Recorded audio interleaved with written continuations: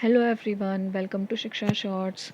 Class 10th की world history की जो ये हमारी सीरीज़ चल रही है, इससे पहले की क्लास में हमने unification of Germany, unification of Italy को कवर किया, जो कि फर्स्ट चैप्टर से था, rise of nationalism in Europe. और ये जो होगा सेकंड चैप्टर है हमारा, जिसका टॉपिक हम आज पढ़ेंगे, वो चैप्टर है नेशनलिज्म इन इंडिया। इसके दो टॉपिक हम आज पढ़ रहे हैं, जिसमें होगा जो गांधी जी के सत्याग्रह थे वो, और रोलर एक्ट। गाइस, इस चैनल पे क्लास 9th के इंपॉर्टेंट टॉपिक्स भी हैं, आप उनको भी जाके देख सकते हैं, जो आपके हार्डली हाफ एन आवर लेंगे, जिसमें आप पूरे चैप्टर को, पूरी किताब को एक बार गो थ्रू कर जाओगे कि इसके मेन टॉपिक क्या है। तो चलिए स्टार्ट करते हैं आज के टॉपिक से, जो था गांधीयंस अर्ली एक्सपेरिमेंट इन सत्याग्रह। तो 3 सत्याग्रह हम बेसिकली पढ़ते हैं। पहला था चंपारण, दूसरा था खेड़ा और तीसरा था अहमदाबाद। गांधी जी 1915 में भारत आए थे और उसके बाद 1 साल उन्होंने पूरे देश का भ्रमण किया था, पूरे देश में घूमे थे और देखा था कि क्या क्या समस्याएं ऐसी हैं। तो फिर 1917 में जो उनका पहला सत्याग्रह था वो चंपारण में था, बिहार में था, और ये था Indigo peasant against oppressive plantation system के लिए। 1917 में जो था खेड़ा में था, जो गुजरात में है, to support peasants to relaxation in the revenue collection. और जो थर्ड था 1918 में जो था अहमदाबाद गुजरात में, ये था कॉटन मिल वर्कर्स के लिए। ठीक है। अच्छा, इसके बाद हम देखते हैं रोलर एक्ट। जो रोलर एक्ट था वो 1919 में आया। और इंडिया में आया क्यों था ये एक्ट? क्योंकि जितने भी क्रांतिकारी लोग थे ना, उनको सप्रेस करना चाह रही थी ब्रिटिश गवर्नमेंट।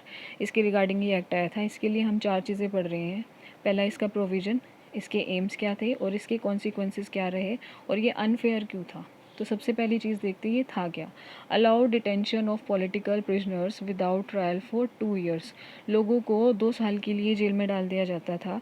और इसी कानून के साथ एक लाइन जोड़ के बोली जाती है, जो था ना वकील, ना दलील, ना अपील। और इसी को काला कानून भी कहते हैं। क्यों कहते हैं? क्योंकि जो लोग थे उनको कानून की तरफ से कोई सहायता नहीं थी इस पूरे कानून में, इस लॉ में। ये जो एक्ट आया था रोलर एक्ट में, इसलिए। अच्छा, इसका एम क्या था? To repress political activity in India.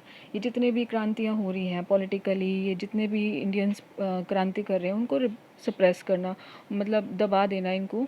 और फिर ये अनफेयर क्यों था? An attack on civil liberty of Indians. ये जो लोगों की जो आम स्वतंत्रता थी, उस पर अटैक था। It was pass despite the opposition of Indian members.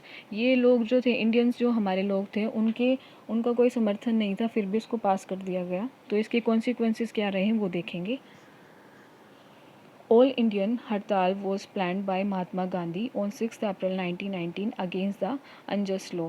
पूरे के पूरे उसमें हड़ताल करने की जो है इन्होंने प्लान किया, महात्मा गांधी ने। कब किया था? 6 अप्रैल 1919 को। Rallies were organised in various cities. अलग अलग शहरों में जो है रैलीज ऑर्गेनाइज की गई। Workers went on strikes in railway workshop. Shops were close down. जो जितनी भी दुकानें थी उनको बंद कर दिया गया। Local leaders were picked up from Amritsar. Amritsar से जो लोकल लीडर्स रहे उनको ले जाके जेल में बंद कर दिया गया। Attack on banks, post office and railway. और जो लोगों ने कहाँ कहाँ अटैक किया? बैंक्स में, रेलवेज़ में, और ये जो पोस्ट ऑफिस रहे, इन पे जाके अटैक करना शुरू कर दिया, क्योंकि ये बिल्कुल भी इसके समर्थन में नहीं थे।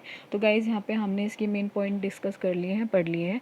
अगर आपको ये वीडियोज़ अच्छी लग रही हैं तो प्लीज़ लाइक कीजिए, और ये हमारे DSSB में बहुत ज़्यादा हेल्पफुल होंगी।